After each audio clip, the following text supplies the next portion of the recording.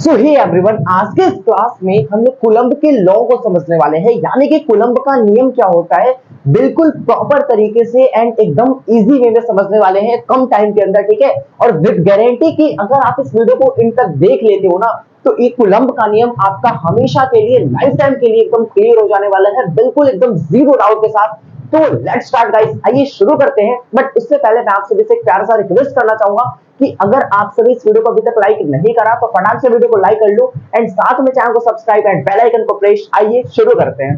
तो दोस्तों, सबसे पहला जो हमारा कूलम्ब का नियम है, ठीक है, इसके बारे में कुछ इंट्रोडक्शन जान लेते हैं। राइट, सो कूलम्ब का जो आपका नियम है ना, ये आपका पॉइंटेड चार्ज के लिए लागू होता है। राइट, पॉइंटेड चार्ज के लिए। ठीक है, अब पॉइंटेड चार्ज कहने का मतलब इसे हिंदी में कहते हैं बिंदुवत आवेश। ठीक है, और ये जो आपका कूलम्ब का लॉ होता है वो बिंदुवत आवेश के लिए लागू होता है। बिंदुवत आवेश कहने का मतलब कि ये आपके सामने मान लो कोई प्लस क्यू आवेश है, ये आपका रुका हुआ होना चाहिए। राइट, विराम अवस्था में होना चाहिए, यानी कि इसकी जो इनिशियल वैल्यू है, यानी कि यू की जो इनिशियल वैल्यू है वो जीरो होनी चाहिए। ये सब बेसिक सी चीजें हैं, ये आप पहले से पढ़ रखे हो सारी चीजें। ठीक है, 12th में आने से पहले ही। सो मैं ये बोल रहा हूँ कि अगर मान लो आवेश गति कर रहा है, ठीक है, मान लो आवेश गति कर रहा है, ठीक है, 2 किलोमीटर प्रति घंटा की रफ्तार से, या फिर मतलब गति कर रहा है, मोशन में है आवेश, तो क्या इस पे कूलम्ब का नियम लगेगा? जी नहीं, बिल्कुल नहीं लगेगा। बिकॉज कूलम्ब के नियम के लिए आपके पास टर्म्स और कंडीशन है कि जो आपका चार्ज है, जो आपका आवेश है, वो आपका अस्थिर होना चाहिए, बिंदुवत होना चाहिए, रुका हुआ होना चाहिए, गति में नहीं होना चाहिए। ठीक है, तो ये टर्म्स और कंडीशन है आपके कूलम्ब लॉ के। अब फाइनल तौर पे आइए हम लोग समझते हैं कूलम्ब के नियम होता क्या है। सो मैंने बोला कि जो कूलम्ब का आपका नियम होता है वो पॉइंटेड चार्ज के लिए लागू होता है। राइट, अब पॉइंटेड चार्ज के लिए लागू होता है, ये चीज तो आप क्लियर हो गई आपकी।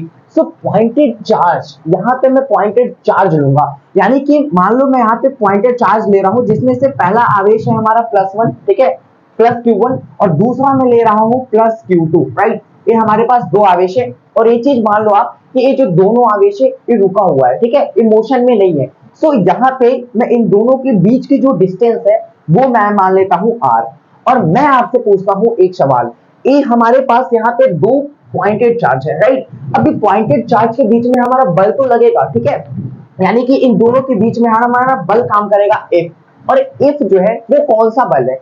तो दो आवेश, ठीक है, जब दो आवेश, मान लो अगर दो आवेश को जब साथ रखते हो तो इनके बीच में दो ही बल लग सकते हैं, जिसमें से पहला बल है आपका अट्रैक्शन फोर्स और दूसरा फोर्स है आपका रिपल्शन फोर्स, यानी कि आकर्षण बल या फिर प्रतिकर्षण बल, ठीक है, या फिर विकर्षण कह लो आप उसे। तो दो बल यहाँ पे काम कर सकते हैं। तो मान लो ये हमारा आकर्षण या विकर्षण कोई भी बल हो सकता है। नॉर्मली आप ये समझ लो जनरली कि ये हमारा बल यहाँ पे लगेगा, दो आवेशों के बीच में हमारा बल लगेगा, बल हमारा काम करेगा। राइट, और इनके बीच की डिस्टेंस मैंने मान ली r। कूलम्ब के नियम के केवल दो कंडीशन, कूलम्ब के नियम के केवल दो कंडीशन, जिसमें से पहला कंडीशन आपका ए है कि ये जो आपका बल है, ठीक है, इन दोनों आवेशों के कारण यहाँ ये जो बल लग रहा है ना, ये आपका जो बल है ये डायरेक्टली सीधा सीधा समानुपाती होगा आवेश के मात्रा के, यानी कि Q1 और Q2 के। राइट, यानी कि ये जो आपका लग रहा है यहाँ पे बल, ये दोनों आवेश के मात्रा के गुणनफल के समानुपाती, देख रहे हो यहाँ पे गुणनफल है, ठीक है, इनटू में, यानी कि गुना में है, तो गुणनफल की समानुपाती हो गया। अब सेकंड, इसे चाहो तो आप इक्वेशन फर्स्ट बना सकते हो। राइट, और सेकंड आपका कंडीशन कहता है कूलम्ब के नियम में कि ये जो आपका बल है ना, ये दूरी देख रहे हो ना r, इसके बीच की दूरी, दोनों आवेशों के बीच की जो दूरी है r, उसके वर्ग के व्युत्क्रमानुपाती होता है, यानी कि 1/r²। क्लियर है चीजें यहां तक? इसके दूरी के वर्ग के व्युत्क्रमानुपाती कहने का मतलब उल्टा, इसे आप बना लो इक्वेशन सेकंड। ठीक है, आपके पास समीकरण फर्स्ट एंड समीकरण सेकंड रेडी हो गए। और अब मैं यहां से क्या करूंगा, समीकरण फर्स्ट और समीकरण सेकंड को लूंगा। ठीक है, यानी कि मान लो जब समीकरण फर्स्ट और समीकरण सेकंड को आप एक जैसा करोगे तो आपके सामने रिजल्ट क्या मिलेगा कि एक समानुपाती Q1 Q2 और बटा में r²। राइट, ये चीज आपके सामने मिलेगा। और मैं आपसे पूछता हूं कि यहाँ पे हमको समानुपाती का चिन्ह को हटाना है, देन इक्वल के साइन को ऐड करना है, यानी कि समानुपाती का चिन्ह हटा के मुझे बराबर का साइन लाना है। तो उसके लिए आपको पता होना चाहिए एक हम लोग कांस्टेंट लाते हैं, वो कांस्टेंट कुछ भी हो सकता है। राइट, वो कांस्टेंट यहाँ पे मैं लाऊंगा के, क्या लाऊंगा कांस्टेंट के, मैं नहीं लाऊंगा यहाँ पे कूलम्ब का नियम का जो प्रतिपादक थे, ठीक है, जिन्होंने कूलम्ब का नियम को प्रस्तुत किया हमारे बीच, वो यहाँ पे कांस्टेंट लाते हैं के, ठीक है, के कांस्टेंट लाते हैं। यानी कि फाइनल तौर पे अगर बात करी जाए तो हमारे सामने यही रिजल्ट है ना जी, Q1 Q2 बटा का आर स्क्वायर। अब यहाँ पे मैं समानुपाती का चिन्ह हटाऊंगा, ठीक है, और इक्वल का साइन दूंगा, तो उसके लिए कांस्टेंट लाना पड़ेगा, वो कांस्टेंट ला रहा हूं के, यानी कि F बराबर में के इंटू Q1 Q2 बटा का आर स्क्वायर, राइट। और इस के का वैल्यू होता है, इस के का वैल्यू होता है, हर एक कांस्टेंट का कोई ना कोई वैल्यू होता है, राइट।